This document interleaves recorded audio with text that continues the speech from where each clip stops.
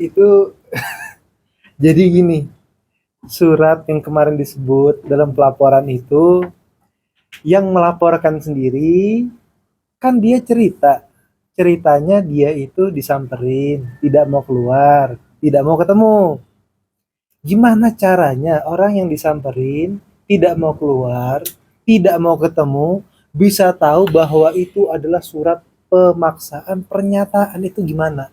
Soalnya si P ini sempat bercerita bahwa kawannya mendapat surat itu dan dia bertanya kepada kawannya terkait isi surat itu, Bang. Baik. Makanya akhirnya dia menolak kedatangan orang yang datang ke rumahnya itu. Oke. Yang harus diluruskan gini. Si P ketika ditanya, kalau saya keluar pasti saya dipaksa untuk tanda tangan. Kita tidak bisa mengatakan sesuatu itu pasti. Karena yang namanya hal yang pasti dan percaya ini dua hal yang berbeda. Oke? Kita selama ini percaya orang tua kita adalah orang tua kandung kita, tapi tidak pasti mereka orang tua kandung kita. Karena saat kita lahir kita nggak punya videonya. Kita nggak tahu bayi siapa yang digendong. Jadi kata-kata P bahwa dia menyatakan pasti aja itu tidak bisa dipegang. Tapi dia percaya bahwa itu akan dipaksa. Lalu nomor dua, dia dapat informasi daripada grup. Nah, ini kalimat penting, ini kalimatnya. Ketika dia bilang dapat informasi dari grup, berarti mantan ex-karyawan ini memiliki grup. Jelas di situ? Bukan kita yang bilang, mereka mengakui mereka memiliki grup. Salah satu informasi yang di-sharing adalah surat ini dibagikan di grup tersebut. Itu hari ini.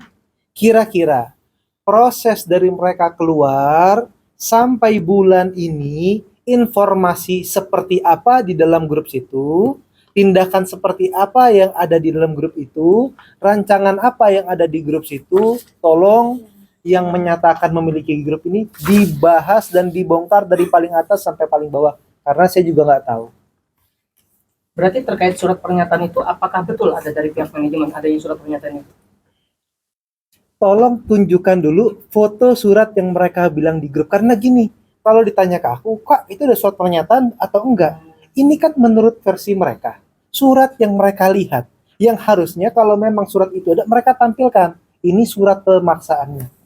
Mereka yang harus menampilkan, bukan karena kan yang merasa dipaksa mereka. Kalau dari aku nggak merasa mengeluarkan surat seperti itu. Berarti pihak manajemen membantah ya, surat pernyataan itu. Jelas. Lalu tujuan dari mereka mendatangi Putri sendiri? Jadi tujuannya sebetulnya tujuannya gini, kita itu beberapa waktu lalu mendapatkan kritiknya ini banyak yang tidak lurus atau tidak sesuai. Alhamdulillah satu kritik kita buatkan kejelasannya, muncul berita baru. Berita kedua, ada yang katanya selama di Dubai hanya makan Indomie, lalu dibantah sama orang-orang, itu tidak masuk akal. Karena ada banyaknya makanan di video juga, orang itu juga mengupload. Lalu kalau makan Indomie depan Burj Khalifa juga semua orang mau. Dalam kerja baru 2 minggu.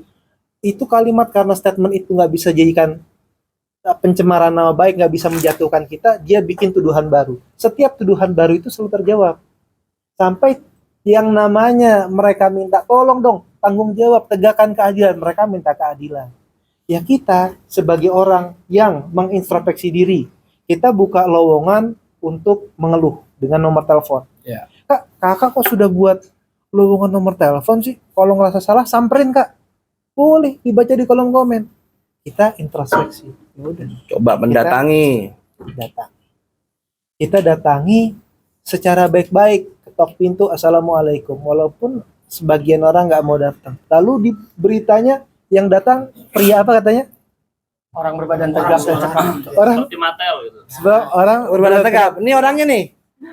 Ini orangnya nih. Ya, ini kakek umur 67 tahun berbadan tegap dibilangnya. Pria tegap berbadan tegap. Jadi memang ya ini semua ini kan ada karyawan-karyawan yang kemarin datang itu kan ada si P, ada si M. Si M ini juga baru kerja. Kalau saya salah ya tadi dikasih tahu ya. Baru kerja 2 minggu diajak umroh. Si P enggak? Iya, M kan? Iya. Si M. Diajak umroh, diajak ke Dubai, semua diperlakukan sebagaimana manusia. Baru kerja loh. Tapi kan kita berpikir ini kan semuanya adalah pekerja-pekerja yang baik. Tapi kalau saya lihat dari bagaimana bukti-bukti yang saya terima, yang tidak bisa saya buka ke teman-teman media, karena itu adalah bukti yang nantinya pasti akan saya gunakan ketika itu perlu digunakan, saya melihat ini sepertinya ada dia masuk ke manajemen untuk bekerja di manajemen ini, tapi punya maksud dan tujuan, ada motifnya gitu loh. Nah, bisa dikatakan demikian, punya motif, bekerja 1 bulan 2 bulan, keluar, bilang gajinya nggak dibayar lah, bilang nggak diperlakukan sebagaimana manusia lah, dikasih makanan bekas lah. Ini kan ada orang-orang yang bermain di sini, ya kan? Apalagi saya lihat nih banyak akun-akun yang merepost, menggulung-gulung berita. Nah, coba teman-teman media di sini yang jelas.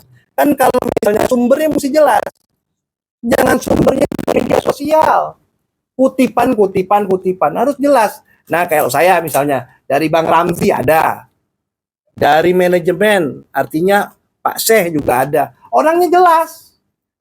Ya kan? Kalau misalnya P-nya sampaikan jelas, tampilkan. Siapa-siapa karyawan-karyawan jelas. Jangan nanti dia ngepost seolah-olah dia saya capek lah untuk mengejar-ngejar bikin laporan polisi terus periksa akun-akun terus akunnya di luar negeri. Ya kan? Kayak dulu case-nya waktu Pak Basuki Cahayapurnama, ya kan? Nanti muncul ternyata ibu-ibu terus nangis. Udahlah, capek matrai-matraian gitu kan? Menyesal. Berarti saya garis bawahi bahwa pihak manajemen mendatangi mantan karyawan untuk bersilaturahmi yang poinnya di sini ya, guna membantah tudingan yang didatengin itu. Ya bisa dikategorikan demikian.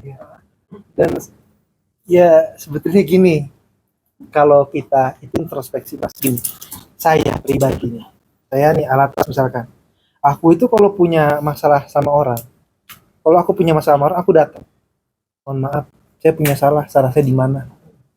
Bisa nggak kasih tahu salahnya saya di mana? Oh ini, ya saya ngaku salah, tolong dimaafin ya.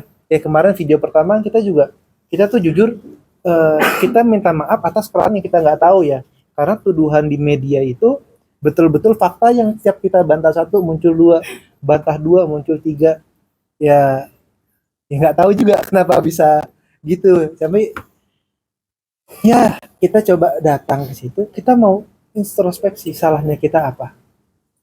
Tolong dong dijelasin kita salahnya di mana, kurangnya di mana. Karena kita nggak mau gitu.